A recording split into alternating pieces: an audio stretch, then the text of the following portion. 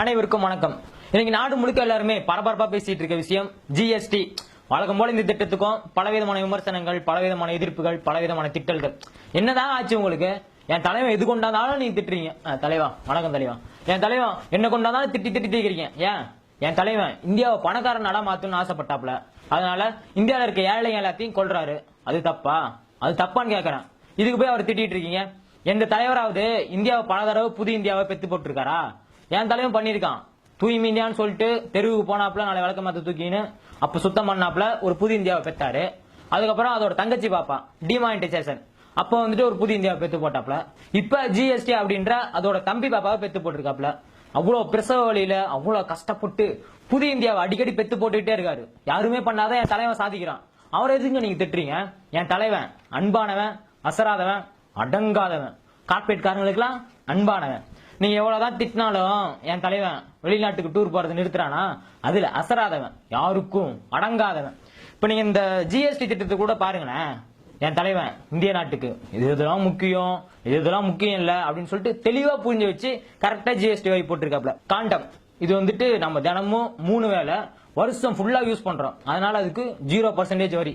இட்லி தோசை எல்லாம் என்னங்க வருஷத்துல எப்பயாவது ஒரு நாள் யூஸ் பண்றோம். அதனால அதுக்கு 18% வரி. பீஸா, பர்கர் இதெல்லாம் வந்துட்டு எவ்வளவு முக்கியமான பொருள். அது வந்துட்டு அவ்வளவு சத்துக்கள் நிறைஞ்சிருக்கு. அதை நம்பி பல லட்சக்கணக்கான குடிசை தொழிலாளர்கள் இருக்காங்க. அது வந்துட்டு பாமர மக்கள் இருந்து பணக்கார வரைக்கும் ரொம்ப குறைந்த விலையில வாங்கி சாப்பிடுறாங்க. அப்படின்றதுனால அதுக்கு வந்துட்டு மிக குறைந்த வரி 5% வரி. கடலை மிட்டாய் அதெல்லாம் யாருங்க சாப்பிடுறது? பணக்காரன், கோடீஸ்வரன், கார்பரேட்காரன் அவன் சாப்பிடுறான். அதனால அதுக்கு 18% வரி. பெண்களோட மாதவிடாயிலிருந்து எப்படி காசு சம்பாரிச்சு இந்தியாவை பணக்கார நாடா மாத்தணும் அப்படின்னு சொல்லிட்டு சானிட்டரி நாப்கினுக்கு 18% வரி வச்சிருக்காப்ல. அப்படி வரி விதிச்சு இந்தியாவை புதிய இந்தியாவா மாத்திருக்காரு. இதெல்லாம் நீங்க கைத்தட்டுங்க. இது வந்து இவ்வளவு பெரிய சாதனை. இது மாதிரி நிறைய விஷயங்கள் வந்து இந்த ஜிஎஸ்டி வந்துட்டு மக்களுக்காக பல நன்மைகள் செஞ்சிருக்காரு. அவர் போய் திட்டிட்டு இருக்கீங்க. என் தலைவன் குஜராத்ல முதல்வரா இருந்தப்ப ஜிஎஸ்டி எதிர்த்தாப்ல. என் பணம் தான் ஜிஎஸ்டி அமல்படுத்தும் அப்படின்ற மாதிரி சொன்னாரு. இப்ப என் தலைவன் பணம் தான். நீங்க யாராவது சொல்றதை கேட்கிறாரா? பணத்துக்கு தான் காது கேட்காது. ஆனா என் தலைவன் பணம் தான். உங்களுக்கு அது புரிய மாட்டேங்குது. எதுங்க என் தலைவனை திட்டுறீங்க?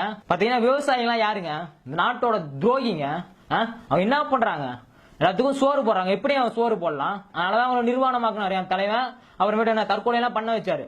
இந்த விஜய் மல்லையா, அதானி, அம்பானி இவங்கெல்லாம் யாருங்க? ஒருவேளை சாப்பாட்டுக்கு கஷ்டப்படுறவங்க. அவங்களாம் தற்கொலை பண்ணிக்க கூடாது அப்படின்றதுக்காக பல கோடி ரூபாய், பல 1000 கோடி ரூபாய் கடனை தள்ளுபடி பண்றாப்ல. என் தலைவன் பண்றது தப்பு நீங்க சொல்லுவீங்களா? எதுங்க அவர் திட்டுறீங்க? தயவு செஞ்சு என் தலைவனை திட்டாதீங்க. மாடுன்றது தெய்வம். மாட்டுக்கோமின்றது பல அதீத சக்திகளை உடையது. நீங்க பாத்தீங்கன்னா இந்த சென்னை கேன்சர் இன்ஸ்டிடியூட் இருக்குல்ல, அதுல இருக்க எல்லா மெடிசனும் வெளியே எல்லாம் எடுத்துட்டு போய் கொட்டிட்டாங்க. இந்த மாட்டுக்கோமியை மட்டும் வச்சிருக்காங்க. வர்ற கேன்சர் பேஷண்ட்டுக்குலாம் அந்த மாட்டுக்கோமியத்துல ஒரு துளி எடுத்து ஆயில் ஊத்துறாங்க. அப்படி கேன்சர் உடனே குணமாயிருது. அந்த அளவுக்கு மாட்டுக்கோமியம் வந்து சக்தி வாய்ந்தது. இதுதான் நாங்க வந்துட்டு பரவாயில்ல எங்களுடைய கொள்கைகளை பரப்பிட்டு இருக்கோம். உடனே தப்புன்றீங்க, தலைவனை திட்டுறீங்க, கொள்கைகளை திட்டுறீங்க. இன்னும் நீங்களா முட்டாளுங்க. நீங்களா இதெல்லாம் உங்களுக்கு புரியவே மாட்டேங்குது. பாத்தீங்கன்னா மாடு வந்து தெய்வம் இந்தியாவில மட்டும். சரிங்களா? இந்தியாவில வந்து மாட்டு இறைச்சி சாப்பிட்டீங்கன்னா சாமி வந்து கண்ணை குத்தும். ஆனா நாங்களே வந்துட்டு வெளிநாட்டுக்கு வந்துட்டு ஏற்றுமதி பண்ணுவோம். அப்போ வந்து சாமி கண்ணை குத்தாது. அது வந்து நிறைய பணம் பார்ப்போம். அடுத்து பாத்தீங்கன்னா எங்களுடைய கொள்கைகளை பரப்புவதற்காக நிறைய கோப்பா சைக்கிள், அவங்கள பைத்தியம் சொல்ல முடியாது. அவங்க கொண்ட கொள்கையில வந்து பைத்தியமா இருக்காங்க. தமிழ்நாட்டில் நிறைய பேர் இருக்காங்க. யார் அப்படின்னு சொல்லிட்டு பாத்தீங்கன்னா முஸ்லீம் வீட்டில் சாப்பிடுகிறவன் உண்மையான இந்துக்களே கிடையாது அப்படின்னு சொல்ற ஒரு பைத்தியம். அப்புறமேட்டு வந்து ஹிந்தி படிச்சீங்கன்னா கல்லீரல் நல்லா இருக்கும், கிட்னி நல்லா இருக்கும், நல்லா ஆய் போவோம் இப்படின்னு சொல்ற ஒரு சில பைத்தியங்கள். அப்புறமேட்டு வந்துட்டு தமிழகத்தில் தாமரை மாண்டே தீரும் அப்படின்னு முழுசா சந்திரமுகியா மாறி இருக்க நம்ம அக்கா. இந்த மாதிரி வந்துட்டு தாங்கள் கொண்ட கொள்கைகளில் முழு பைத்தியமாக மாறி இருக்கிறவர்களை நாங்கள் தமிழ்நாட்டில் உருவாக்கி இருக்கோம். முன்னாள் குடியரசுத் தலைவர் அவர் யாரு?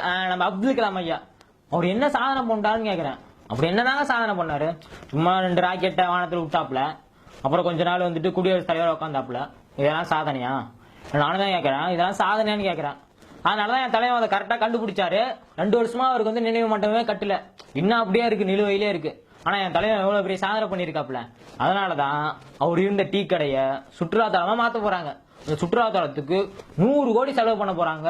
அப்படின்னா என் தலைவன் எவ்வளவு பெரிய தியாகி, கலியுக கண்ணன், அப்புறமேட்டு வந்து சுதந்திர போராட்ட வீரர்களுக்கு நிகரான ஒரு தலைவர் அப்படின்னு சொல்லிட்டு நான் பெருமையா சொல்லிக்குவேன் என் தலைவனை. அப்புறம் தமிழ்நாட்டில் நம்ம ஜெயலலிதா அம்மையார் இருந்தப்ப இந்த உதயமின் திட்டம், நீட் எக்ஸாம், இந்த கூடங்குளம் அணுமின் உலை இதுக்கெல்லாமே வந்துட்டு எதிர்ப்பு தெரிவிச்சு அதெல்லாம் வந்து கையெழுத்திடல.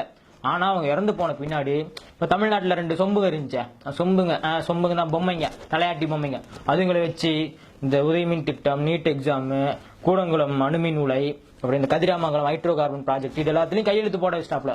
என் தலைவன் எவ்வளவு பெரிய ஆளு, இதெல்லாம் உங்களுக்கு புரிய மாட்டேங்குது. இனிமேட்டு வந்து என் தலைவனை தயவு செஞ்சு திட்டாதீங்க. நம்ம நாட்டு மக்களுக்காக உயிரை கொடுத்து ஒழித்துக் கொண்டிருக்கிறார் என் தலைவன், சரிங்களா? தயவு செஞ்சு இனிமேட்டு என் தலைவனை திட்டுனீங்க அப்புறம் பாருங்க நீங்க அவ்வளவுதான். எதிர்காலம் வரும், என் கடமை வரும், இந்த கூட்டத்தின் ஆட்டத்தை ஒழிப்பேன்.